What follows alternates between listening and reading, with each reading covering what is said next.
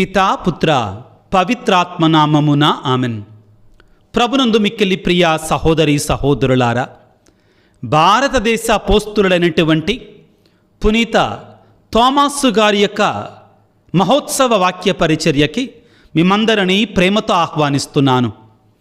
యోహాను సువార్త 20వ అధ్యాయము 27 నుండి 29 వరకు పవిత్ర వచనములు. యేసు తోమాసుతో, నీ వ్రేలు ఇక్కడ ఉంచుము, నా చేతులు చూడుము, నీ చెయ్యి చాచి నా ప్రక్కలో ఉంచుము, అవిశ్వాసివి కాక విశ్వాసివై ఉండుము అని చెప్పెను. అప్పుడు తోమాసు, ఓ నా ప్రభువా, ఓ నా దేవా అని పలికెను. నీవు విశ్వసించినది నన్ను చూచుట వలన కదా, చూడక నన్ను విశ్వసించువారు ధన్యులు అని యేసు పలికెను. క్రీస్తునాథుని యందు మిక్కిలి ప్రియ సహోదరి సహోదరులారా, మనకు అత్యంత ప్రియమైన అపోస్తులుడు, స్వయముగా యేసు ప్రభు చేత ఎన్నిక చేయబడినటువంటి తోమాసు గారి యొక్క మహోత్సవ శుభాకాంక్షలు మీకందరికీ తెలియజేస్తూ ఉన్నాను. ప్రభునందు ప్రియులకు దేవుని బిడ్డలారా, కొన్ని దినాల క్రితం పీజీ లెవెల్ స్టూడెంట్స్కి దేవుని యొక్క వాక్యాన్ని బోధించటానికి వెళ్ళాను. పోస్ట్ గ్రాడ్యుయేషన్ అయిపోయినటువంటి విద్యార్థులకి, ఆల్రెడీ పెద్దవాళ్ళు, మాటల సందర్భంగా ఒక కుర్రవాడు నన్ను ప్రశ్నించాడు.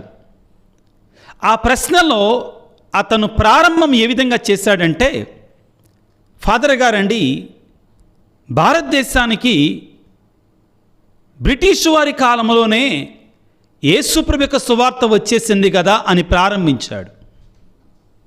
నేను వెంటనే ఆ కుర్రవాడిని సరిచేస్తూ, నాయనా, భారతదేశానికి యేసుప్రభు యొక్క సువార్త వచ్చింది బ్రిటిష్ వారి కాలంలో కాదు, భారతదేశంలో ఇప్పుడున్న మతాలు కొన్ని పుట్టకముందే 2000 సంవత్సరాల క్రితమే పునీత తోమాసు గారు భారతదేశానికి దేవుని యొక్క సువార్తను తీసుకొని వచ్చాడని సరిచేయాల్సి వచ్చింది.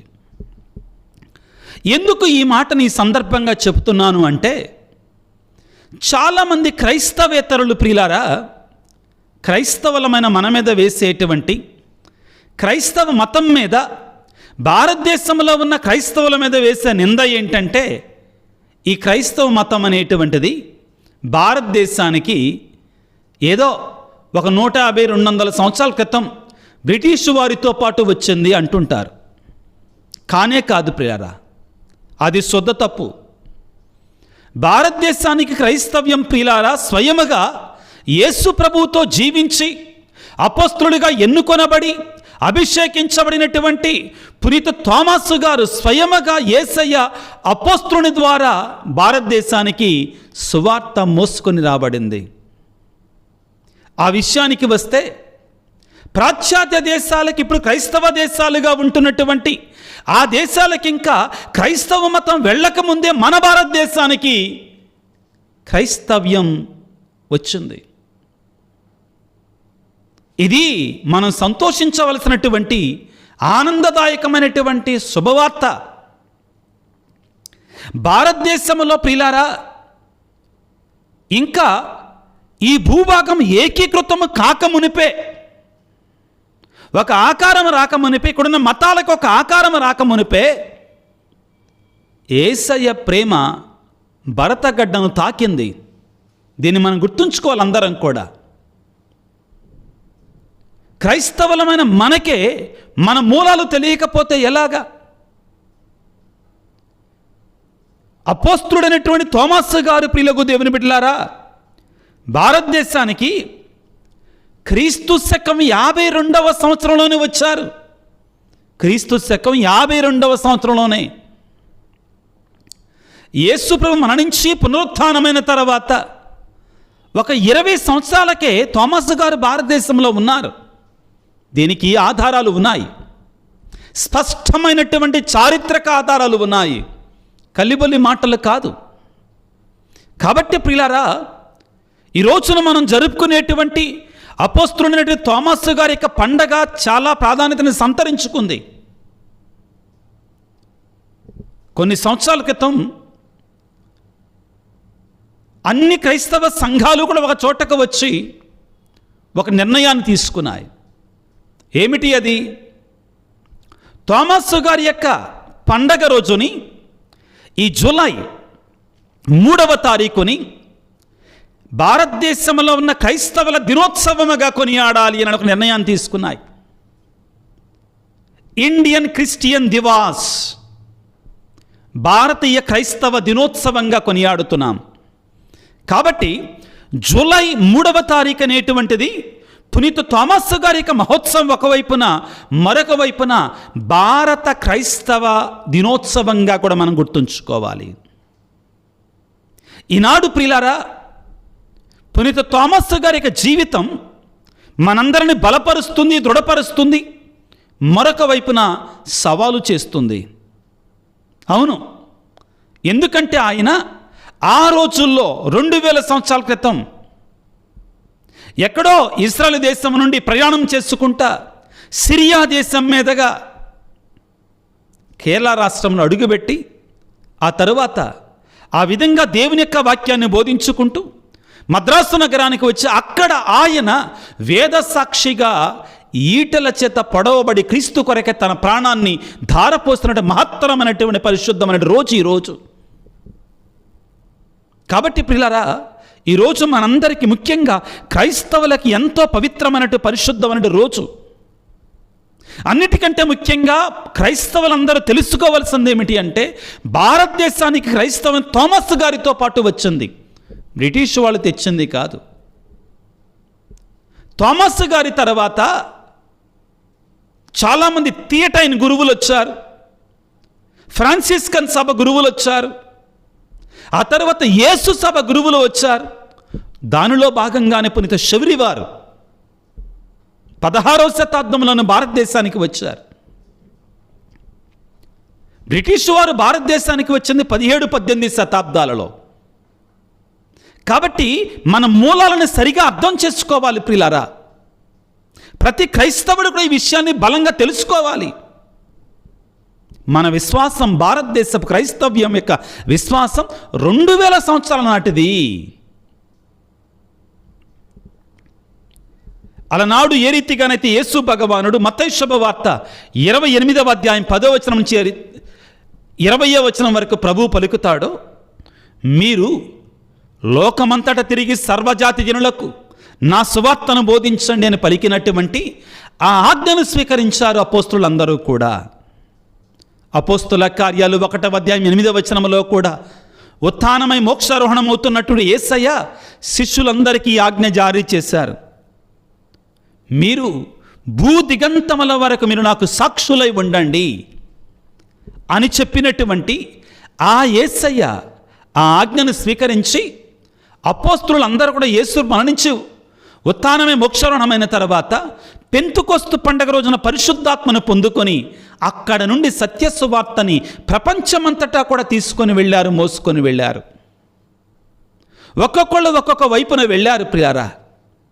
పేతురు గారు, పౌలు గారు రోము నగరానికి వెళ్ళి అక్కడ చనిపోయారు. మార్కు గారు ఇంకొక ప్రాంతానికి వెళ్ళారు.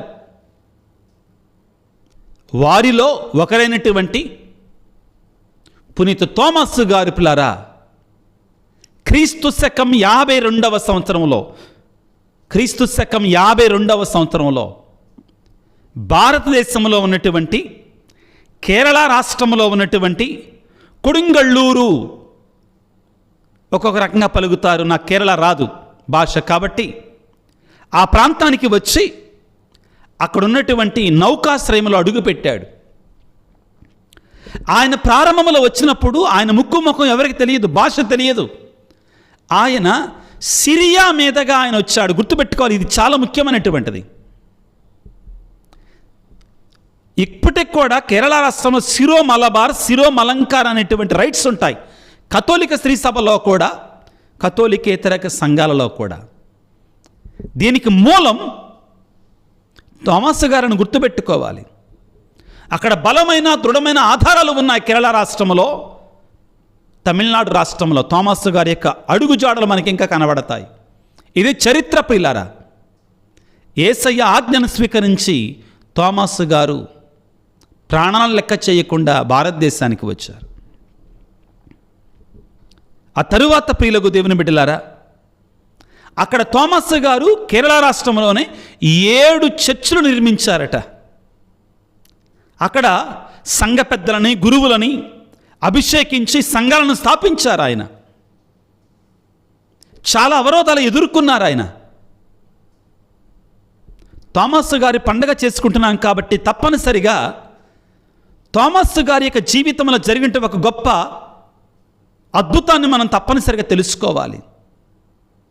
తోమాసు గారు ఒక గొప్ప ఇంజనీర్. ముఖ్యంగా భవన నిర్మాణాలను గురించి ఆయన చక్కగా ప్లానింగ్ చేయగలనమాట. ఆ రోజుల్లో కేరళలో ఉన్నటువంటి ఒక రాజుగారు తన కొరకే ఒక సుందరమైన భవనాన్ని నిర్మించాలి, రాజుగారి కోటను నిర్మించాలి అని ఆశపడ్డాడు. ఎవరు నిర్మిస్తారు అనగానే ఎవరో ఆయన చెవిలో వేశారు. ఇక్కడికి ఒక కొత్త ఆయన వచ్చాడు, ఆ ఇజ్రాయెల్ దేశం నుండి సిరియా దేశం మీదకి వచ్చాడు. ఆయన చాలా తెలివైనటువంటి వాడు, ఆయన మీకు చక్కని ఇల్లు కట్టి పెడతాడని చెప్పారు. తోమాసు గారిని పిలిపించారు, చాలా ధనం ఆయన చేతుల్లో పెట్టారు. నా కోసం ఒక సుందరమైనటువంటి భవనాన్ని నిర్మించమని చెప్పాడు. నేను నిర్మిస్తానని చెప్పాడు. ఇక రాజుగారు తన యొక్క రాజ్యపాలనలో పడిపోయాడు. కొన్నాళ్ళైన తర్వాత గుర్తొచ్చిన తర్వాత పిలవండి, ఆ తోమాసుని పిలవండి అన్నారు. తోమాసు గారు వచ్చారు. ఏమయ్యా, నీకు చాలా ధనం ఇచ్చాను, సంపదలు ఇచ్చాను, నా కోసం నిన్ను ఒక సుందరమైనటువంటి భవనాన్ని నిర్మించమన్నాను, నిర్మించావా, అయిపోయిందానంటే తోమాసు గారు ఆకాశం వైపు చూపించి, అయ్యా పరలోకంలో నీ కొరకై ఒక సుందరమైన భవనాన్ని నిర్మించానయ్యా అని చెప్పాడట. రాజుగారి కోపం వచ్చేసి తోమాసు గారిని తీసుకొని వెళ్ళి, నాతోటి ఎగసెకాలు చేస్తున్నావా, రాజు అంటే నీకు చెదురుగా ఉందా అని చెప్పేసి చెరసాలలో పడవేశాడు.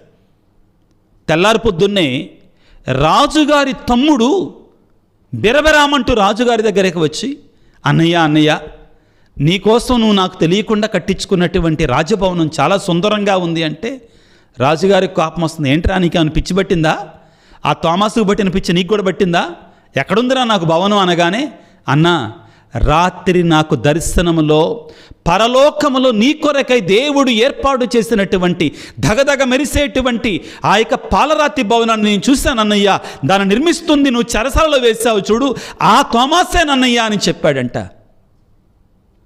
రాజుకు అర్థం కాలేదు. తోమాసు గారిని పిలిచాడు.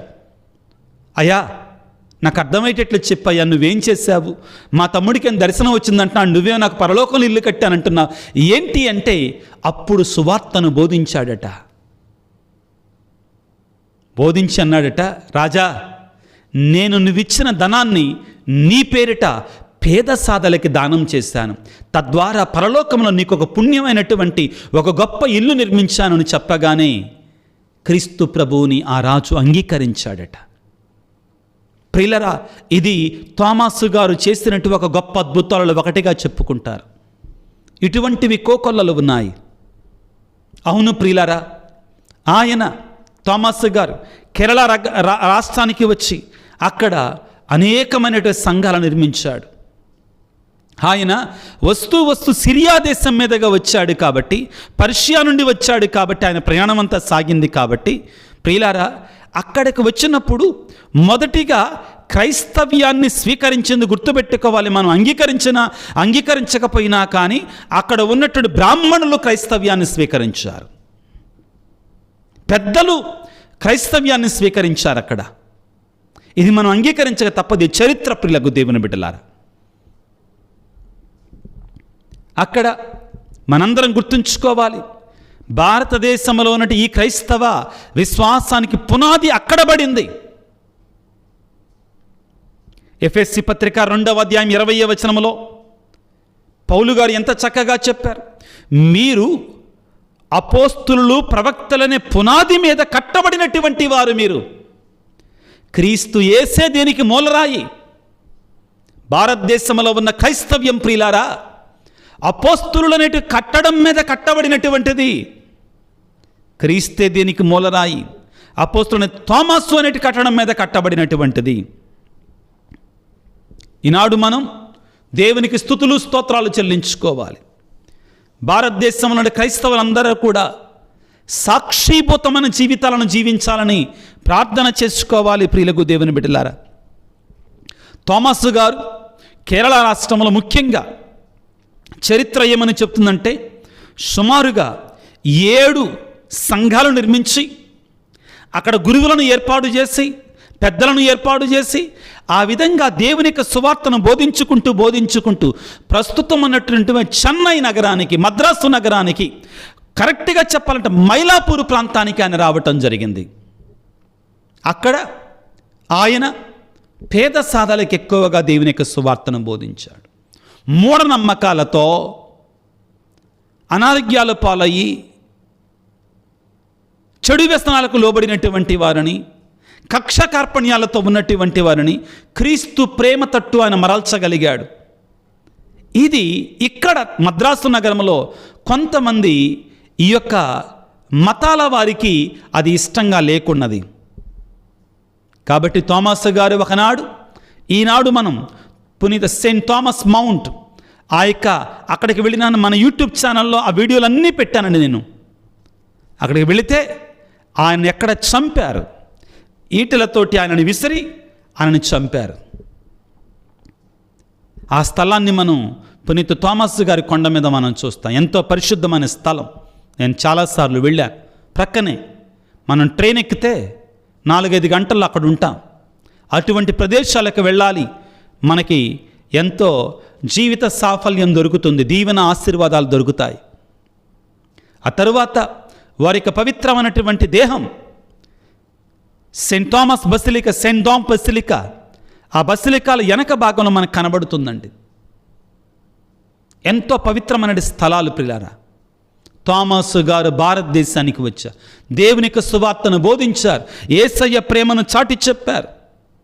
ఒక వేద సాక్షిగా తన యొక్క రక్తాన్ని ధారపోసి యేసు ప్రభు యోహాను సువార్త 12వ అధ్యాయం 24వ వచనంలో పలికినట్లుగా, గోధుమ గింజ నేలలో పడి భూమిలో పడి నశించినంత వరకు అది ఒకటిగానే ఉంటుంది. ఒకసారి నశించిన తరువాత అది 30దంతలుగా 60దంతలుగా 100ంతగా ఫలాన్నిస్తుంది.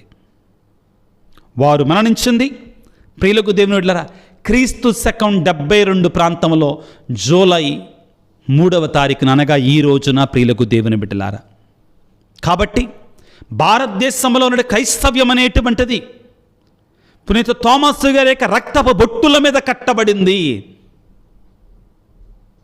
పునీత థామస్ గారు యేసు కొరకై చిందించినటువంటి ఆ యొక్క పరిశుద్ధ రక్తము మీద నిర్మించబడినటువంటిది భారతదేశంలో ఉన్న క్రైస్తవ్యం. ప్రియులకు దేవుని బిడ్డలారా, థామస్ గారు నిన్ను నన్ను సవాలు చేస్తున్నారు.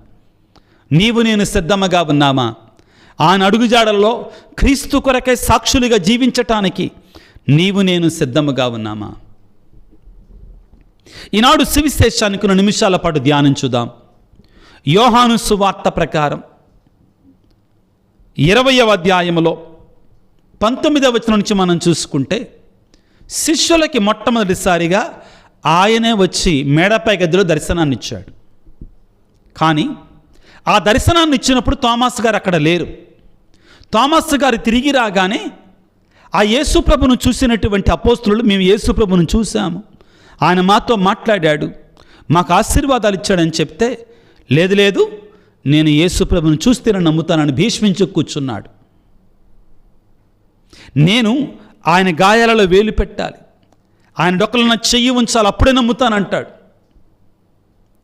ఎంత ప్రేమ యేసయ్యది ప్రియులారా. థామస్ గారి ఒక్కడ కొరకై యేసయ్య వచ్చాడు, మనలా వచ్చి అంటున్నాడు. చూడండి పిల్లారా, యోహాను సువార్త 20వ అధ్యాయము 27వ వచనంలో, థామసు నీ వ్రేలు ఇక్కడ ఉంచుము, నా చేతులు చూడుము, నీ చెయ్యి చాచి నా ప్రక్కలో ఉంచుము, అవిశ్వాసివి కాక విశ్వాసివై ఉండుము అని పలికెను. అప్పుడు థామసు, ఓ నా ఏలినవారా, ఓ నా సర్వేశ్వరా. ఎంత శక్తివంతమైన మాటలండి ఇవి. బైబిల్ గ్రంథంలో ఓ నా ఏలినవారా, ఓ నా సర్వేశ్వరుని పలికినటువంటి ఏకైక వ్యక్తి పునీత థామస్ గారు పిల్లారా. దీనినే మనం నడిపూచలో ఇప్పటికీ కూడా గురువు క్రీస్తు శరీరముగా మారినటువంటి ఆ దివ్య సప్రసాదాన్ని పైకెత్తినప్పుడు, క్రీస్తు రక్తముగా మారిన పవిత్రమైన పానపాత్రాన్ని పైకెత్తినప్పుడు మనందరము ఆ యొక్క క్రీస్తు వైపు చూస్తూ ఓనా ఎలినవారా ఓనా సర్వేశ్వర అని ఆ పరమ పవిత్రమైనటువంటి కాన్సక్రేషన్ టైంలో మనం పలుకుతాం. ఇవి తోమాసు గారి మాటలు. గుర్తుపెట్టుకోవాలి. మనం నడిపూచులు అతి పరిశుద్ధమైన సమయంలో తోమాసు గారు పలికిన మాటలు మనం పలుకుతాం. ఏమి నేర్పిస్తుంది తోమాసు గారి యొక్క సన్నివేశం మనందరికీ ప్రియులారా అంటే, మానవులంగా మనకు సందేహాలు ఉంటాయి. కానీ తోమాసు గారిలాగా క్రీస్తుని సంఘాన్ని విడవకుండా అక్కడే ఉండగలిగితే యేసయ్య మన సందేహాలను నివృత్తి చేస్తాడు. తప్పులేదు అడగడంలో. యేసయ్యని అడగాలి, పోరాడొచ్చండి ప్రభువుతోటి, జోగాడి ప్రార్థన చేయొచ్చు, అడగండి, తప్పులేదు. కానీ విశ్వాసాన్ని కోల్పోమాకండి, దేవుడికి దూరంగా వెళ్ళమాకండి.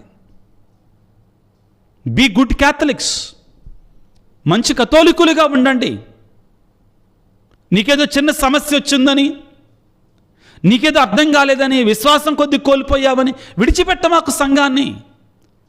నిజమైన విశ్వాసం తోమాసు గారు మనం నేర్పించేది అదే. అక్కడే ఉన్నాడు,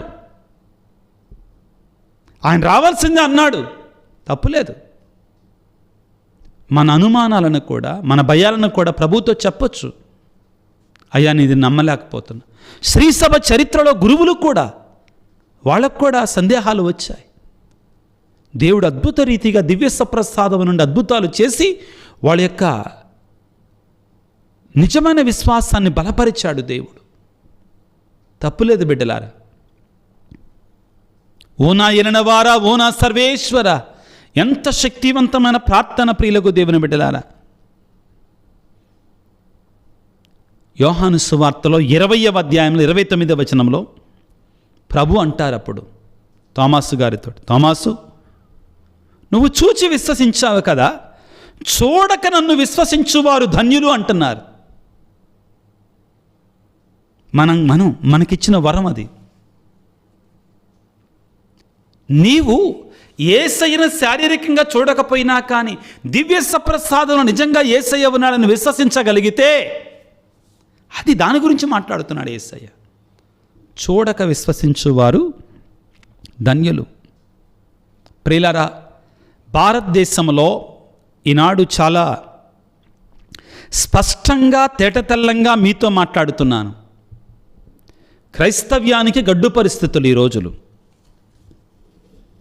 క్లిష్ట పరిస్థితులు. ఒకవైపున ఎఫ్సిఆర్ఐల మీద పడ్డారు. మన సేవా జీవితానికి వస్తున్నటి సహాయాన్ని వాళ్ళు ఆపాలని ప్రయత్నం చేస్తున్నారు. ఇంకొక వైపున ఎఫ్సిఆర్ఐ ద్వారా మనం నిర్మించిన ఆసుపత్రులు కావచ్చు, స్కూల్స్ కావచ్చు, వీటన్నిటినీ కూడా ఒకసారి ఎఫ్సిఆర్ఐ ఒక నెంబర్ క్లోజ్ అయితే దాని ద్వారా వచ్చిన సంపదను కూడా జాతీయం చేసేసుకుంటున్నామనే దారుణమైనటువంటి భయంకరమైన స్థితులు వాళ్ళు నెలకొల్పటానికి ప్రయత్నం చేస్తున్నారు. మరొక వైపున ఎవరైతే బడుగు బలహీన వర్గాల వారు ఉన్నారో, వారిలో ఎవరైనా కానీ క్రైస్తవ్యాన్ని స్వీకరిస్తే వారికి ఉండవలసిన హక్కులు మేము తీసేస్తామంటున్నారు. ఇది ఎక్కడ ధర్మం? ఒక పేద వర్గానికి చెందినటువంటి బడుగు బలహీన వర్గానికి చెందినటువంటి వారికి ఇతరులకు ఏ హక్కులైతే ఉన్నాయో క్రైస్తవ్యంలో ఉన్నటువంటి వారికి కూడా అదే హక్కులు ఉండాలి. ఇది ధర్మం, ఇది న్యాయం. ఎందుకంటే క్రైస్తవ్యం బయట ఉన్నటువంటి వారు ఏ విధంగా పేదరికంలో ఉన్నారో, వెనకబడి ఉన్నారో, క్రైస్తవ్యంలో లోపల ఉన్నటువంటి బడుగు బలహీన వర్గాల వారు కూడా వెనకబడి ఉన్నారు. కాబట్టి వారికి ఏ హక్కులు చెందుతాయో వీరికి కూడా ఈ హక్కులే చెందుతాయి. అది కాకుండానే మనకి ఇండియన్ కాన్స్టిట్యూషన్, భారత రాజ్యాంగంలో 25వ నంబర్ నుంచి తరువాత సంఖ్యలు కొన్ని ఉన్నాయి. వాటిల్లో ప్రియులకు దేవుని ఏమని చెప్తున్నారు? ప్రతి వ్యక్తి కూడా మత స్వేచ్ఛ అనేటువంటిది భారత రాజ్యాంగం మనకిస్తుంది. నువ్వు ఏ మతాన్నైనా కానీ అవలంబించవచ్చు, ప్రకటించుకోవచ్చు.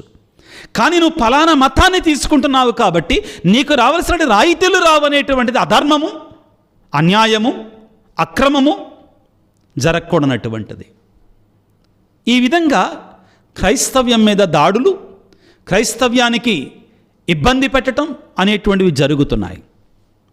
ఈ క్లిష్ట పరిస్థితులలో పునీత తోమాసు వారు మనకిచ్చే సందేశం ప్రియులారా, ఈ సవాళ్ళ సమయంలో కూడా క్రీస్తుకు సాక్ష్యం పలకకుండా ఉండొద్దు. క్రీస్తుకు సాక్ష్యాన్ని పలకాల్సిందే.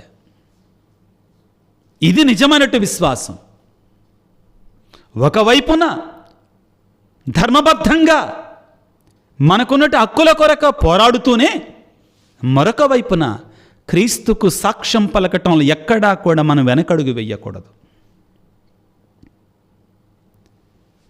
మద్రాసు నగరంలో పునీత తోమాసు గారి కొండ మీద తోమాసు గారి యొక్క బసిలికా దగ్గర ఉన్నటువంటి ఆ నిలువెత్తు నిదర్శనాలు మనందరినీ సవాలు చేస్తున్నా. ఈ పండగ మనల్ని సవాలు చేస్తుంది. నీవు నిజమైనటువంటి సాక్ష్యాన్ని ఇవ్వగలుగుతున్నావా? ఎక్కడో ఇజ్రాయెల్ దేశంలో పుట్టినటి తోమాసు గారు భారతదేశానికి వచ్చి ఆయన మన కొరకై, మన విశ్వాసాన్ని పెంచటం కొరకై మరణించాడు. తన ప్రాణాన్ని ధారపోశాడు యేసయ్య కొరకై.